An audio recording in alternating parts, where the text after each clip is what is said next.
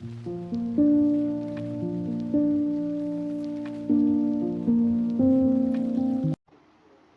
वालेकुम व्यूअर्स, कैसे हैं आप? उम्मीद करती हूँ खैरियत से होंगे। स्टडी विद बीआरडी में आप सबको खुशामदीद। आज की ये वीडियो CS 101 की फर्स्ट जीडीबी की है। स्प्रिंग 2023 का पहला जीडीबी है ये, जो आज ओपन हुआ है 26 मई को। और इसको आज ये दे तो दिया गया है क्वेश्चन, लेकिन इसका जो आपने सबमिट करवाने की डेट है वो 31 मई से लेके 1 जून, यानी 2 दिन है आपके पास। इन 2 दिनों में आपने इसका आंसर सबमिट करवाना है। मैंने इसलिए पहले, क्योंकि ये इसका जो है सोल्यूशन बना दिया है, क्योंकि सबमिट करवाने की डेट सिर्फ कम है, 2 दिन है सिर्फ, तो जो है वो आप ताकि पहले से सोल्यूशन अपना तैयार कर सकें, आपको समझ में आ जाए, यहाँ से गाइडलाइन मिल जाए। तो क्योंकि ये CS 101 फर्स्ट सेमेस्टर के स्टूडेंट्स का सब्जेक्ट होता है मोस्टली, तो इसलिए, और जीडीबी भी फर्स्ट है, तो मैं आपको पहले बता दूं कि जीडीबी क्या होता है। तो ये आपको एक क्वेश्चन जैसे सिनेरियो यहाँ पे दिया गया है। इस क्वेश्चन का आंसर आपने जो है वो अपने MS वर्ड पे भी आप लिख सकते हैं। जिस तरह असाइनमेंट बनाई जाती है बिल्कुल ऐसे ही आप उस पर आंसर लिखें। लेकिन यहाँ पे आपको फाइल को PDF में, मतलब या जिस तरह MS वर्ड पे हम पहले बना के और उसको डॉक्यूमेंट के फॉर्म में सबमिट करते थे, वैसा नहीं करना, बल्कि यहाँ से कॉपी करना है आपने, और फिर LMS पे आपने GDB वाला पोर्शन ओपन करना है। तो वहाँ पे आंसर के लिए बाकायदा स्पेस बनी हुई है, वहाँ पे पेस्ट कर दें, और अगर चाहें तो आप डायरेक्टली LMS पे ही टाइप करके वहाँ पे जो जगह बनी हुई है उसको सबमिट कर सकते हैं। ये आपकी अपनी चॉइस होगी। लेकिन इसमें आपने किन चीज़ों का ध्यान रखना है कि आपका आंसर जो है वो रेलिवेंट होना चाहिए, बहुत लंबा नहीं होना चाहिए, क्योंकि जीडीबी क्योंकि सिर्फ 5 नंबर की होती है, तो इसका आंसर बहुत लंबा होगा तो वो सिर्फ मिसलीड करेगा। ठीक है, उसके अलावा आपका जो फ़ॉन्ट साइज़ है, फ़ॉन्ट स्टाइल है, वो सिर्फ टाइम न्यू रोमन होना चाहिए, और फ़ॉन्ट साइज़ जो है वो 12 होना चाहिए। इवन दैट अगर आपने MS वर्ड पे बनाई है असाइनमेंट अपनी, तो आप जब दोबारा उसे कॉपी करके अपने LMS पे जब पेस्ट करेंगे, तो वहाँ पे भी बिल्कुल आपको MS वर्ड वाला सारा सिस्टम नज़र आएगा वहाँ पे भी। तो वहाँ पे दोबारा से अपने फ़ॉन्ट साइज़ और फ़ॉन्ट स्टाइल ज़रूर चेक कर लेना है उसको सबमिट करने से पहले। साइज़ 12 ही होना चाहिए, और जो स्टाइल है वो टाइम न्यू रोमन ही होना चाहिए। उसके बाद है कि आपने कोशिश करनी है कि आपका आंसर जो है वो अपनी राइटिंग में लिखा हो, आपने कहीं से कॉपी नहीं करना। इवन मैं आपको यहाँ पे बता रही हूँ, यहाँ पे मैं आपको जो आंसर दे रही हूँ, इससे आपने सिर्फ आइडिया लेना है और इसको अपने अल्फाज में फिर लिखने की कोशिश करनी है। ठीक है, अगर आपका कॉपी होगा कहीं से तो फिर आपके 0 मार्क्स आएंगे। उसके अलावा आपने जो सबमिट करना है वो GDB वाली जो पोर्शन है उसी में ही करना है, MDB पे नहीं करना, अदरवाइज आपका आंसर कंसिडर नहीं किया जाएगा। ठीक है, उसके बाद आपने ड्यू डेट के बाद जो आप पार्टिसिपेट करेंगे तो उसका भी कोई जो है फ़ायदा नहीं होगा। अब हम अपनी GDB की तरफ चलते हैं। तो हमसे पूछा क्या गया है, तो हमें ये बोला गया है कि एक केमिकल कंपनी है XYZ, जो प्रोड्यूस करती है और सप्लाई करती है केमिकल्स। ठीक है, वेरियस सेक्टर ऑफ इंडस्ट्री, मुख्तलिफ सेक्टर्स के लिए वो केमिकल्स बनाती है। ठीक है, उनमें से अब कुछ केमिकल्स जो है केमिकल्स इतने ज़्यादा डेंजरस हैं, ठीक है, और अपनी हजार्डस नेचर की वजह से, एक्सप्लोसिव यानी कि उनके फटने का नेचर है ऐसा ही है, मतलब कि बॉम्ब ब्लास्ट वगैरह हो सकता है उनकी वजह से।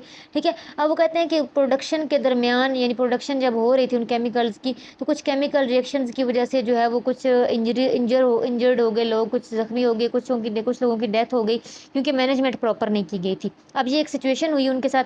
तो अब जो वो फ़िल्म है, वो जो इदारा है, वो चाहता है कि वो ऐसा सिस्टम, कंट्रोल सिस्टम बनाए जो ऑटोमेटेड हो। ठीक है, जिसके अंदर जो केमिकल प्रोडक्शन का पूरा यूनिट है, वो केमिकल रिएक्शन जो है वो पूरा ऑटोमेटिक कंट्रोल हो, ऐसा सिस्टम जो है वो लोग बनाना चाहते हैं कि वो सिस्टम ही पूरे जो केमिकल रिएक्शंस के स्टेटस हैं उनको मॉनिटर भी करे। ठीक है, सेंसर्स लगे हुए हों उसमें, और सारा डाटा जो है सिस्टम का वो कंट्रोल, डाटा के ज़रिए जो है वो सारा कंट्रोल हो रहा है, यानी कि बंदा वहाँ पे नज़दीक ना जाए, सेफ्टी मैकेनिज़म्स वो लोग चाहते हैं। ठीक है, तो अब उन लोगों को एक ऐसे ऑपरेटिंग सिस्टम की ज़रूरत है जो इस सारे प्रोडक्शन यूनिट को ऑपरेट कर सके। अब उनके पास चॉइसेस क्या हैं? 2 हैं। एक होता है जनरल पर्पज़ ऑपरेटिंग सिस्टम, एक होता है रियल टाइम ऑपरेटिंग सिस्टम। अब ये 2 चॉइसेस हैं उनके पास। अब अगर वो जनरल पर्पज़ ऑपरेटिंग सिस्टम जो है वो यूज़ करते हैं, तो इसमें क्या है कि एक तो ये लो कॉस्ट होगा, ठीक है, सस्ता मिल जाएगा उनको, अवेलेबल ईजिली मार्केट में मिल जाएगा। ठीक है, उसके बाद जो है वो और ऑटोमेशन जो है इसकी फ्यू मंथ्स में वो जो है वो अचीव कर लेंगे। ठीक है, और उसके बाद इस इनका टाइम भी बचेगा, कॉस्ट भी बचेगी। ठीक है, प्रोडक्शन में मतलब लॉस कम होगा उनका। दूसरी चीज़, अगर दूसरी तरफ अगर वो real time operating system use करते हैं, तो वो ना सिर्फ उनके लिए महंगा है, बल्कि मतलब वो टाइम भी ज़्यादा लेता है और थोड़ा महंगा भी है उनके लिए। तो अब वो कहते हैं कि आपके लिए क्वेश्चन ये है कि आप बताएं कि उन्हें कौन सा ऑपरेटिंग सिस्टम यूज़ करना चाहिए गिवन सिनेरियो के हिसाब से। ठीक है, और आप जो ऑपरेटिंग सिस्टम उनको जो है वो सजेस्ट करेंगे, आपने उसके साथ उसका प्रॉपर रीज़न भी बताना है। अब ये आपको ये क्वेश्चन दिया गया कि आपने बताना है कि इन दोनों में से कौन सा ऑपरेटिंग सिस्टम उनको यूज़ करना चाहिए, और जो यूज़ करना चाहिए वो क्यों यूज़ करना चाहिए।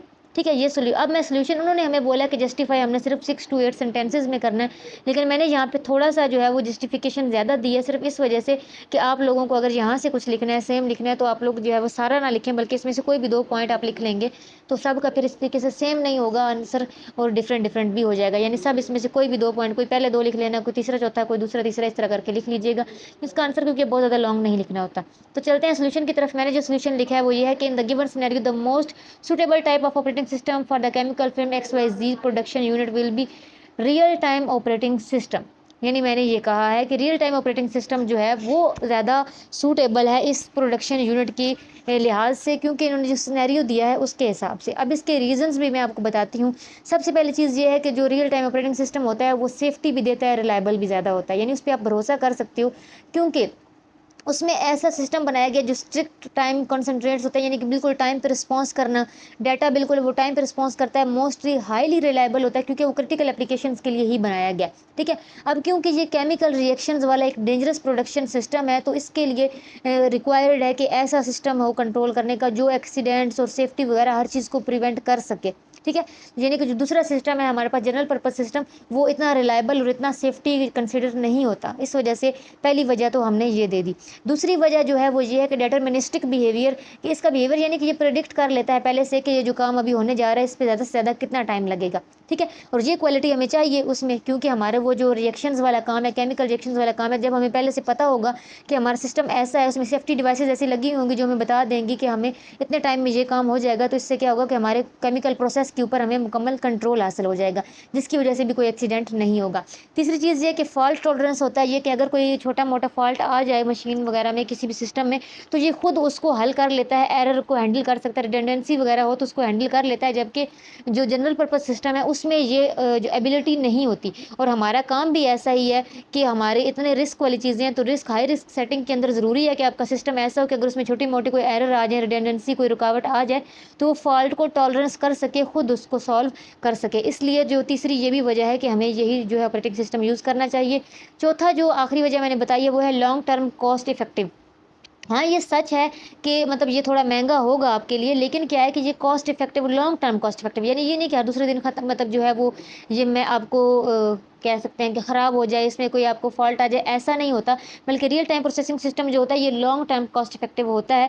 इवन अगर शुरू में इसकी क्रिएशन में, कस्टमाइजेशन में आपको ज़्यादा पैसे लगेंगे, ज़्यादा एफर्ट लगेगी, लेकिन इससे क्या होगा, आपकी एक्यूरेसी भी बढ़ेगी, काम की सेफ्टी भी बढ़ेगी, डिपेंडेबिलिटी भी बढ़ेगी, जिससे क्या होगा कि आप प्रोडक्शन के जो लॉस हैं वो कम हो जाएंगे, और आखिर में जाके आपकी जितनी इन्वेस्टमेंट शुरू में हुई है, यानी पैसा ज़्यादा लगा है, वो बराबर हो जाएंगे। जब आपकी कोई मिसहैप्स नहीं होंगे, कोई एरर नहीं आएगा, प्रोडक्शन में कोई लॉस नहीं होगा, तो आपकी तो वो प्रॉफिट में निकल आएगी वो चीज़। तो इस वजह से कोई रिस्क लेने से अच्छा है कि आप शुरू में अच्छा पैसा लगा लो और ये वाली रियल टाइम ऑपरेटिंग सिस्टम जो है वो यूज़ करना चाहिए। ये मैंने 4 वजूहात के साथ आपको जो है ये आंसर दे दिया। आप ज़रूरी नहीं है ये चारों वजूहात लिखें, इनमें से कोई भी 2 लिख लें, 3 लिख लें, ठीक है, इतना, क्योंकि उन्होंने हमें बोला है कि 8 से 10 लाइनों में हमने सिर्फ जस्टिफाई करना है।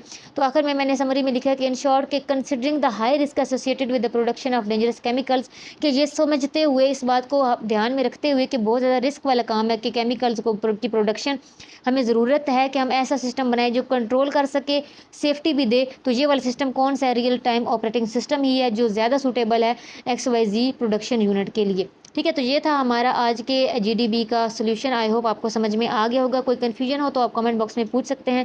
वीडियो अच्छी लगी है तो लाइक करें, शेयर करें, चैनल को लाजमी सब्सक्राइब कर लें, ताकि इस तरह की कोई और वीडियो मैं बनाऊँ तो आपको उसका नोटिफिकेशन मिलता रहे। इसके अलावा मैंने CS 101 के मिड टर्म की प्रिपरेशन के लिए एक वीडियो बनाई है। सिर्फ 2 घंटे के अंदर आपकी पूरी मिड टर्म की प्रिपरेशन हो जाएगी, जिसमें मैंने बहुत डिटेल से एक एक टॉपिक जो है वो समझाया है। आप वहाँ से तैयारी कर सकते हैं, जिसका डिस्क्रिप्शन में मैं लिंक दे दूँगी। इसलिए चैनल को सब्सक्राइब कर लें, ताकि जब मैं ऑब्जेक्टिव की वीडियो बनाऊँ तो वो भी आपको उसका नोटिफिकेशन मिलता रहे। दुआओं में याद रखिएगा। अगली वीडियो तक के लिए अल्लाह हाफिज़।